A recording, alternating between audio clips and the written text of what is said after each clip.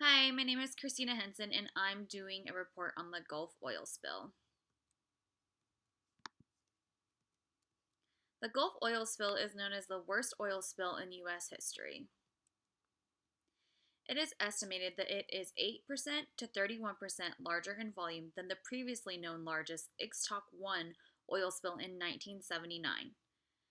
On April 20th, 2010, an explosion occurred and British Petroleum's Deepwater Horizon oil rig sank, killing 11 people. By the time the well was capped on July 15th, 2010, 87 days later, an estimated 3.19 million barrels of oil had leaked into the ocean. Over the course of the 87 days that the well leaked, around 5,000 feet beneath the ocean's surface, it spread throughout the ocean. Some oil floated to the surface and formed oil slicks, and some stayed suspended in the water after rising from the wellhead like a chimney, which caused it to form several layers of oil. A 22-mile-long oil plume was reported visible, and some oil sank to the floor of the ocean.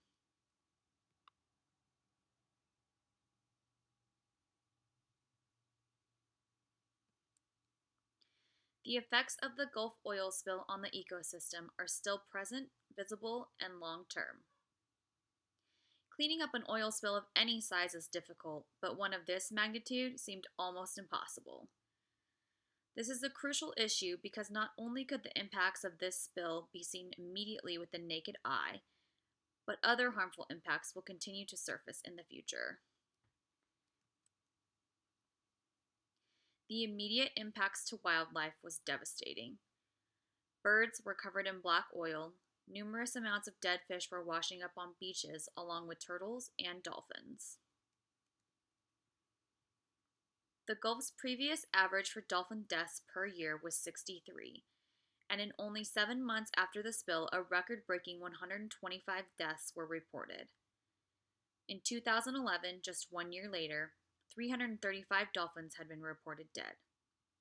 Up to 500 sea turtles were found stranded each year since the spill and unable to lay their eggs, most of them an already endangered species.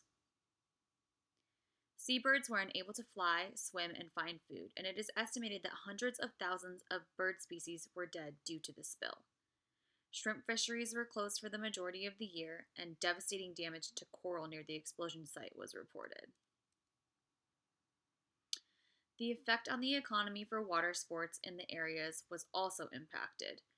Parks, campgrounds, and other beachy areas where water activities such as boating, fishing, and other water sports were normally conducted were shut down and unable to make a revenue for a year.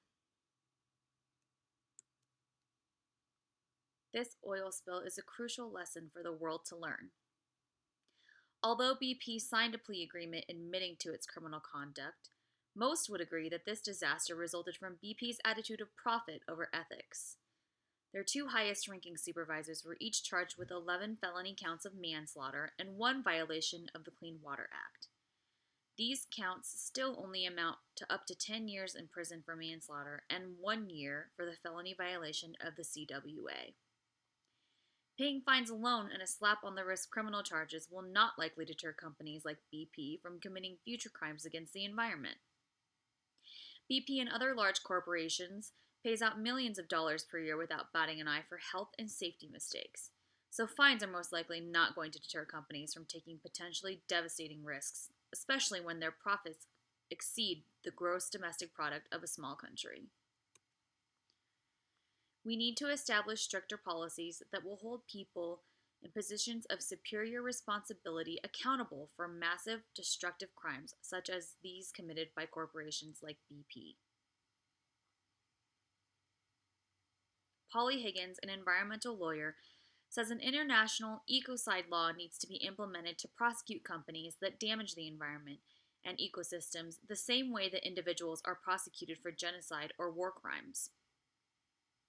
The International Criminal Court was set up in 2002 and is limited to prosecuting individuals of genocide, crimes against humanity, war crimes, and the crime of aggression.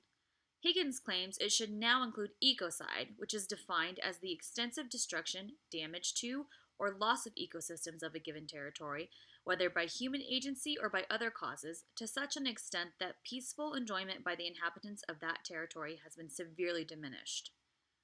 Higgins states the burden of eco responsibility would provide a strong incentive to oil companies to not risk such potentially damaging projects. The long term impacts of this spill are devastating, and because we will not see the full impact for many years to come, it makes it hard to implement a successful restoration plan for the ecosystem. Although the oil spill is no longer visible to the naked eye, it isn't gone yet.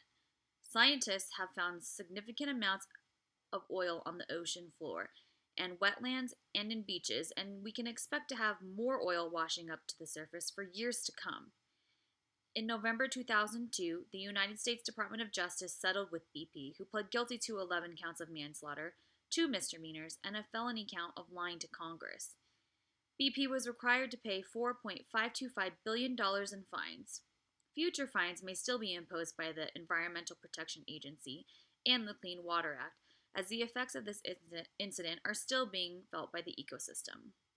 Last September, it was ruled that BP was primarily responsible for the oil spill because of gross negligence and reckless conduct.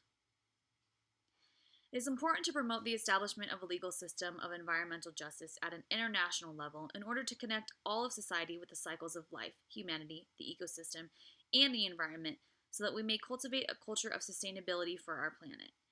Instituting an ecocide law would ensure the permanency of life and gives the present generation a sense of duty to protect the earth for generations to come. The Deepwater Horizon Task Force continues to look into the effects of this ongoing criminal investigation.